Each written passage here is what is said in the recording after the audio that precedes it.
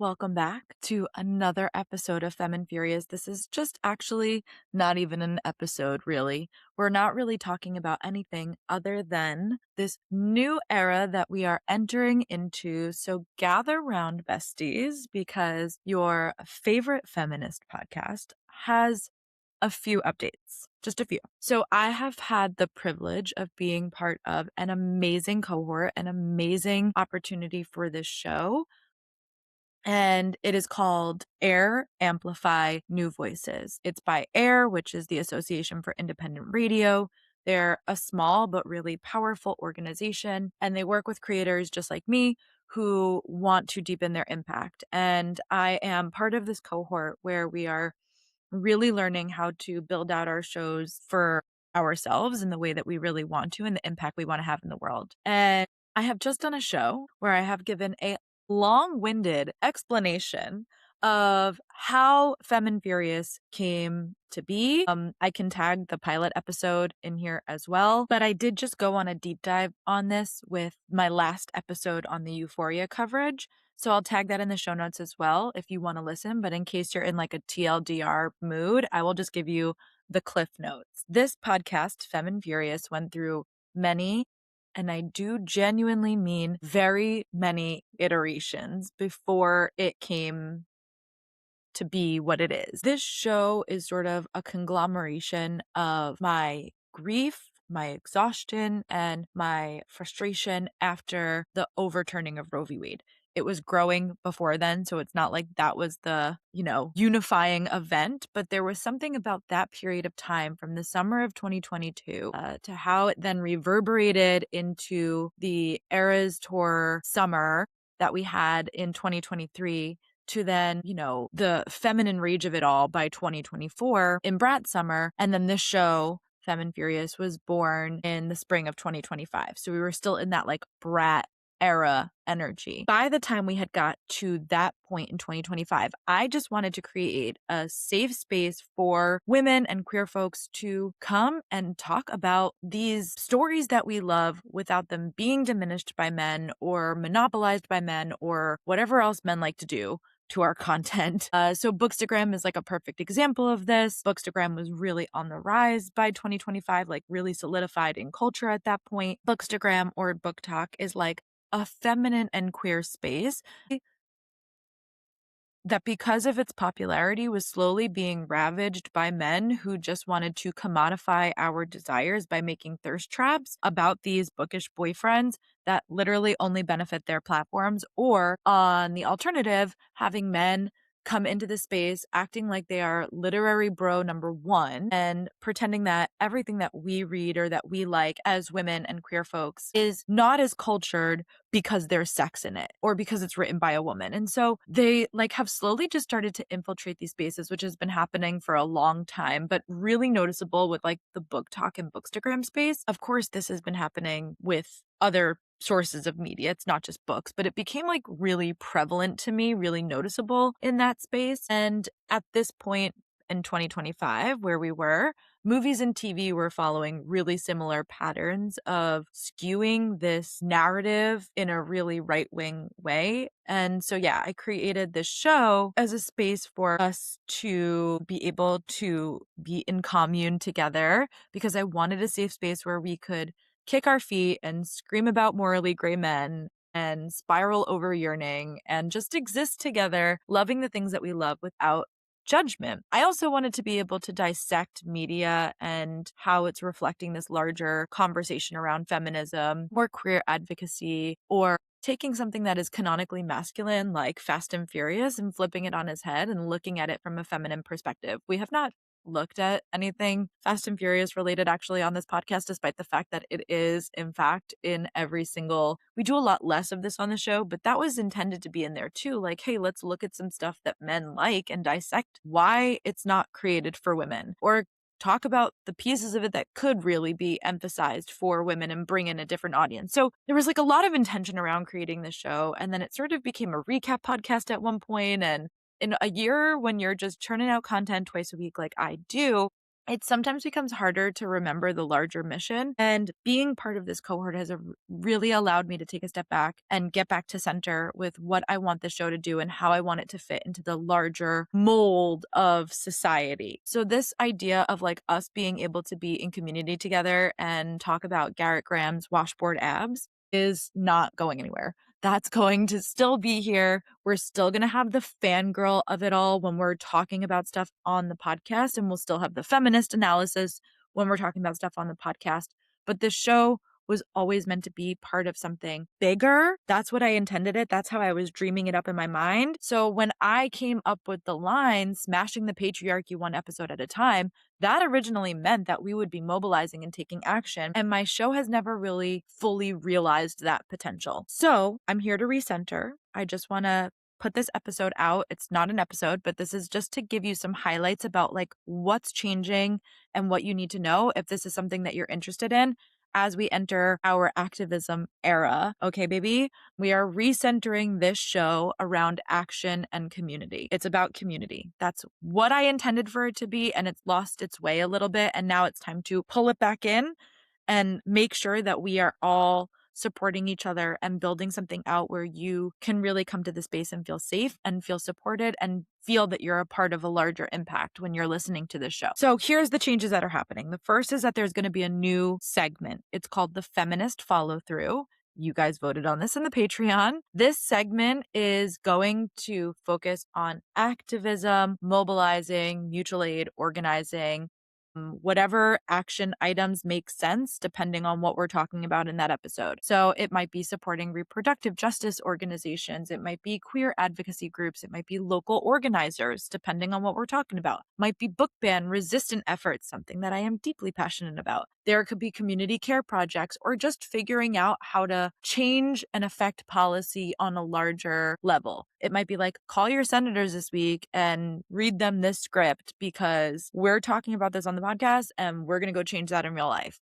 So it's going to depend on kind of like what's relevant out in the world and what's relevant inside the context of the episode. So I'll give you a little sneak peek if you're listening to this and you see me in the shirt later on. No, you don't, because I am about to record the next episodes of Off Campus. So we're doing Off Campus 5 and 6.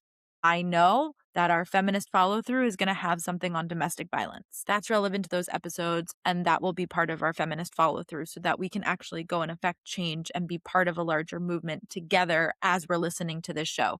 So cool. I hope you come in for the Garrett Graham of it all and for all of the other pop cultural things that we're talking about. But I hope you stay for the feminist follow through where you can actually go and take action out in your community and make a difference in the world. I'm also going to be starting a low effort book club. So all my bookish baddies out there, welcome. It is going to be called Common Thread Book Club. Every month there will be a common theme, and under the umbrella of that theme, you can choose any book that you'd like. Any genre, any length, as long as it correlates to the theme. Then we will come together and we will talk about what we read and whether or not we would recommend it. If this grows to be a larger thing, we will figure out how to restructure it so that everyone's voices are heard throughout the book club. Of course, I will be creating a master list and you will be able to add some of those books maybe to your TBR. The first meeting is going to be Wednesday, June 17th at 7 p.m. Eastern Standard Time, and it will be held virtually over Zoom. The link, again, to register is in the show notes. The theme for June is Pride. So let me give you some examples. You could read something from a queer author, even if the content is not queer. If it's by a queer author, it counts. You can read a sapphic romance. You can finally get to reading Heated Rivalry, if that's what you'd like to do. You can read a children's book on queer advocacy. It could be 10 pages long. I don't really care. Literally anything under the umbrella of Pride. If it correlates to something that is queer, gay, LGBTQ related, it counts. So that's all you have to do. You just have to follow the common thread of the book club. This is going to be a fun space for us to meet. It's free. You don't have to pay. It's going to be accessible to everybody. I'm going to mention this on podcast episodes. So just know that if that's something that you want to do to be a part of this community a little bit deeper, great. I've got you. Let's do it. Another big change that I'm going to be making is we're saying goodbye to Substack. Okay, Watson is here. I've got my little co-host. If you're watching, you can see Watson will say hello to the people. In order to really build a community the way that I envision it, we need to be able to centralize in one spot. And so trying to build like too many platforms, a Substack, a Patreon, trying to build the podcast out, a social media platform, like it's all just taking away from what I actually want to do, which is bring everybody together. And instead, I'm like creating little pockets of communities in different spots. So from now on, everything is going to be centralized over on the Patreon. That way, we can build a more connective, interactive space together, not just somewhere that you can passively listen or passively scroll through, but a place that you can actually participate in. So before I dive into the new structure of the Patreon, which I will tell you in a second, I want to share that this show is going to be prioritizing building partnerships with feminist organizations, queer nonprofits, community organizers, political activists, people who are already doing incredible work on the ground.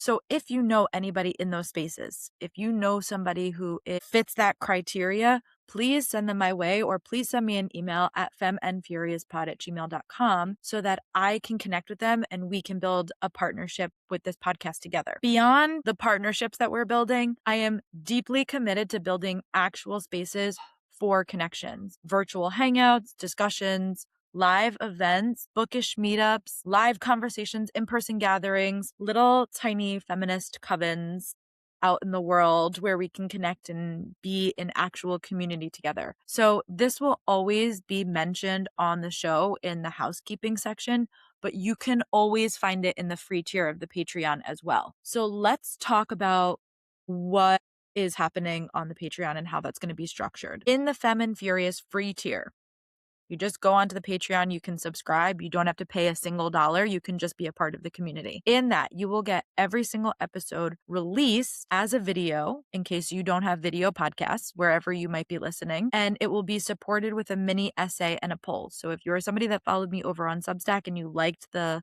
articles that we would do over there, great. I'm just pulling that over to Patreon. You will also get the Fast Five, which is a weekly content roundup. It has a movie, a book, an audiobook or a podcast, something that you can listen to, music, whatever music I'm listening to at the moment, and then television, whatever I'm binging. So you'll get some recommendations about stuff if that's what you're into, but also you will get other posts on there. Depending on the week, depending on my mood, you will have hot takes, main character Mondays, that kind of stuff. Also on the free tier of the Patreon, I want you to be able to close the loop and see how your involvement is actually driving impact. So that feminist follow through that we have, or the partnerships that we build, there is going to be resource threads and links and an impact report so that you can see exactly how supporting this show is supporting your community. So you're able to kind of close that loop. It's not just that you're listening, it's that you're actively supporting something out in the world, somewhere that's going to affect change. Then there will be a paid tier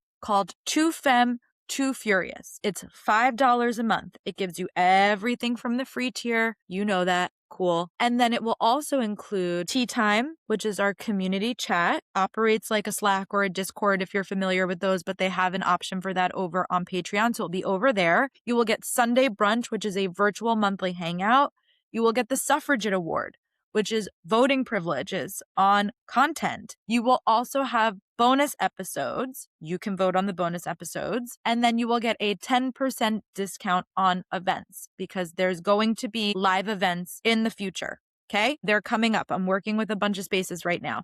Also, if you are out in the world and you're like, hey, I want Femme and Furious to come and do something by me, again, send me an email, femandfuriouspod@gmail.com. I would love to have an event closer to you. The second tier is called Fully Loaded. It's $8 a month. It includes ad-free episodes, 15 off events, and early bird access. So you get both of those things. It also has Fangirl Fan Guide. So taking your viewing or listening experience of this podcast to the next level, especially because we're typically in worlds or stories for an extended period of time on my show. That gives you access to a completely different experience. And then you will have this resource so that, hey, if you don't have time to reread all of these books before the next book comes out or before the next movie comes out or whatever it may be, you will have the fan guide and that will be able to walk you through it. You will get access to community networking spaces or community networking events.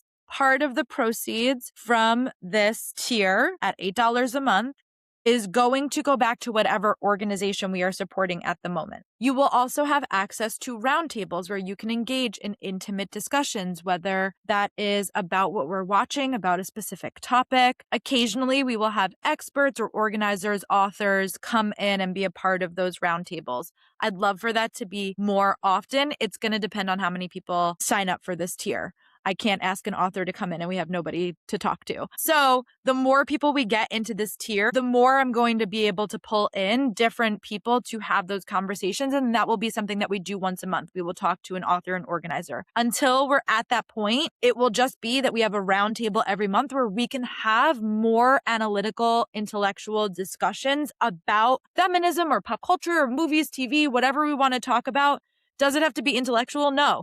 We want to show up and talk about like how sensitive the wings of the Bat Boys are. Fine, we can do that too. Your choice. You'll have creative control over this part of the Patreon. We will also in this tier have access to recommendation databases, resource lists, guides, essays, curated feminist or pop culture deep dives. So these are taking your feminist experiences much, much deeper. And I'm really excited to build that out for you guys. So those are our different tiers. That's it for our updates. This is just a quickie little episode. When you see me in this outfit 2 hours from now, when I release the off-campus episode, no, you didn't. No, you did not. But in all seriousness, I just want the space to operate as a living community and a place where our feminine joy can coexist with our political movements that are a deeper part of what the show is aiming to endeavor to achieve. I want it to be a space where we can laugh, where we can cry together, where we can thirst over fictional men and fictional women, by the way, and still be in a space where we hold ourselves accountable, not just for the fun and the fangirl of it all, but also to make waves in our communities and actually change the world and genuinely smash the patriarchy one fucking episode at a time. So consider this your official invitation to the next era of this show. It is still rooted in that fangirl energy. It's still going to be horny. It's still going to be deeply sassy and unserious at times. But now we are adding some follow through and some momentum so that we can actually build out a feminist community that folds into a feminist wave of action and movement and mobilization. Because that's really what I want my impact and my legacy to be through this show. So I love you guys. I will see you in just a few short hours, I'm sure, for the off-campus deep dive into episodes 5 and 6. Love you so much. I will see you then.